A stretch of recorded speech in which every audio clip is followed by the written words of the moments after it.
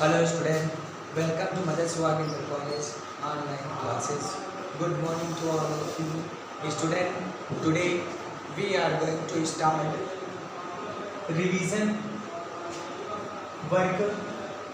Today I will teach you again lesson 2, A Letter to God, written by G.L. Twain. Student, you have already read the some paragraph of this lesson, but today I will teach you next paragraph of the lesson, A Letter to God, written by G.L. Twain. Student, you have already know about the main character of this lesson. The main character of this lesson is Lencho. Lencho has a blind belief to God. After destroying all his crops, he wrote a letter to God because they knew that there is no hope to help anyone. So he again wrote a letter to God. इस प्रकार से बच्चों आपने देखा कि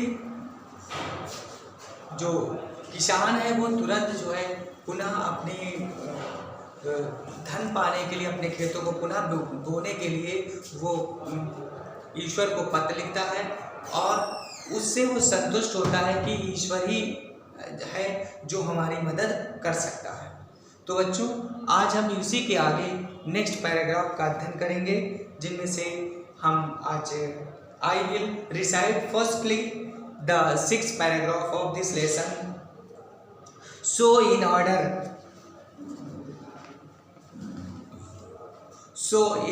to shake the writer's faith in God, the postmaster came up with an idea to answer the letter, but when he opened it, it was evident that to answer it he needed something more than the goodwill in ink and paper. But he stuck to his resolution. He asked for money from his employee. He himself gave a part of his salary, and several friends of his were obliged to give something for an act of charity. लेखक कह रहा है कि so इसलिए कि in order to shake the writer's faith in God,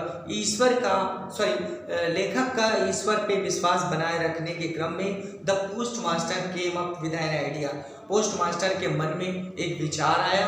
क्या विचार आया? कि आंसर द लेटर, कि जो लेंचो ने पत्र भेजा है उस पत्र का जवाब दिया जाए। But when she opened it, लेकिन जब उसने उसे खोला, इट वाज एविडेंट, उसमें स्पष्ट था कि टू आंसर, उसके जवाब में he needed something more than the goodwill ink and paper, उसे भलाई और स्याही और पेपर के अपेक्षा किसी और चीज की आवश्यकता थी। But he stuck to his resolution, लेकिन उसने एक दृढ़ संकल्प किया। He asked for money from his employ, उसने अपने कर्मचारियों से धन की मांग की। And he himself gave a part of his salary, और उसने स्वयं जो है अपने सैलरी का एक हिस्सा दिया। And several friends of his were obliged to give something for an act of charity, और उनके अनेकों मित्रों ने भी इस दानशील कार्यता के लिए कुछ कृपा की। It was impossible for him to gather the 100 pesos, इस प्रकार से लेखक कह रहा है कि 100 pesos इकट्ठा करना उसके लिए असंभव था, इसलिए he was able to send the farmer only a little more than the, इसलिए वह जो है किसान को आधे से अधिक, इसलिए किसान को आधे से अधिक भेजने के योग्य था, मतलब उसने आधे से अधिक धन को भेजा।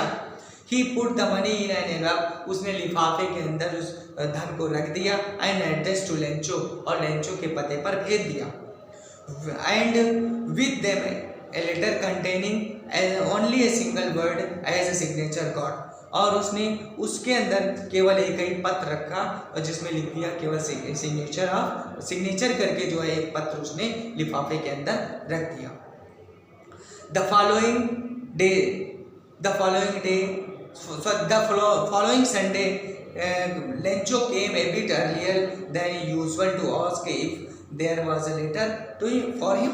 लेखक कह रहा है कि अगले दिन जो संडे था और संडे के दिन जो है नेक्स्ट दिन Sunday Lencho came a bit earlier than सामान्य समय से लेंचो थोड़ा पहले आ गया टू आस्क ये पूछने के लिए कि क्या मेरे लिए कोई पत्र है. It was a postman himself. Postman जो स्वयं था who handed the letter to him. उसने स्वयं लेंचो को पत्र दिया. While the postmaster experiencing the contentment of a mind. लेकिन जबकि पोस्टमास्टर जो है एक व्यक्ति के संतोष को अनुभव करते हुए who has perform a good deed, जिसने ये अच्छे कार्य किए थे, looked on from the doorway of his office. उसने अपने दरवाजे, अपने ऑफिस के, अपने कार्यालय के, अपने ऑफिस के कमरे के दरवाजे से उसे देखा. उसने क्या देखा?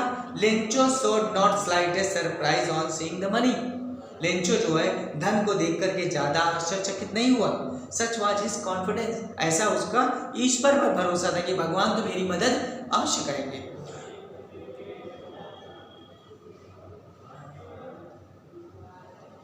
But he became angry. लेकिन वो क्रोधित हो गया. when he counted the money. जब उसने धन को गिना तो वो क्रोधित हो गया. God could not have made a mistake. कि भगवान गलती नहीं करेंगे. nor could he has denied Lencho. और ना ही वो लेंचो को मना करेंगे. what he had requested. जो उसने प्रार्थना की थी, जो उसने मांगा था, उसके लिए ना तो वो इनकार करेंगे और ना ही वो मना करें, ना ही उनसे गलती होगी, ना ही वो मिस्टेक करेंगे, उनसे गलती नहीं होगी. जो मैंने तुरंत क्या हुआ? Immediately Lencho went up to the window to ask for paper and. तुरंत जो है लेंचो खिड़की के पास पेपर और स्याही मांगने के लिए गया, पेन और स्याही मांगने के लिए गया. On the public writing table. और सार्वजनिक जो मेज थी, ही स्टार्टेड टू राइट. उसने लिखना प्रारंभ कर दिया. With much wrinkling of his bro. अपने भावों को सिकोड़ते हुए जो है पत्र को लिखना प्रारंभ कर दिया. Cast by the effort. अपने पूरे प्रयास के साथ जो है he had to express his idea. उसने अपने विचारों को व्यक्त करना पड़ा. उससे जो है अपने विचारों को व्यक्त करना पड़ा. When he finished. जब उसने पत्र को समाप्त कर दिया, he went to the window. वो विंडो के पास गया, खिड़की के पास गया. टू बाय ए स्टैम्प खरीदने के लिए. Which he licked. जिसे उसने चाटा. एंड लिक्ड माने चाटना. And then affixed to the envelope with a blow of हिसेस. और तब उसे लिफाफे पर चिपका दिया और अपनी मुट्ठी उस पर दे मारी. इस तरीके से द मोमेंट, उस क्षण, that the letter fell into. और क्षण भर में जो है उसने पत्र को डाक पेटी में डाल दिया. The post master went to open it. और पोस्ट मास्टर उसे खोलने के लिए गया. It was said. उसमें कहा गया था गॉड, भगवान, of the money. Student, this is the last stanza of the lesson. लेखक कह रहा है कि गॉड, जब उसने लिखा उसमें कहा गया था कि गॉड ऑफ द मनी, धन को, दैट आई आस्क फॉर, जो मैंने आपसे मांगा है. Only 70 pesos reached me. केवल मुझे 70 पेजोज ही पहुंचे हैं. Send me the rest. शेष धन को भेज दीजिए. Since I need it very much. क्योंकि मुझे बहुत ही आवश्यकता है. But don't send it to me through the mail. लेकिन इसे मेल के द्वारा मत भेजिए. बिकॉज, क्योंकि the post office employ are a bunch of crooks. Lencho.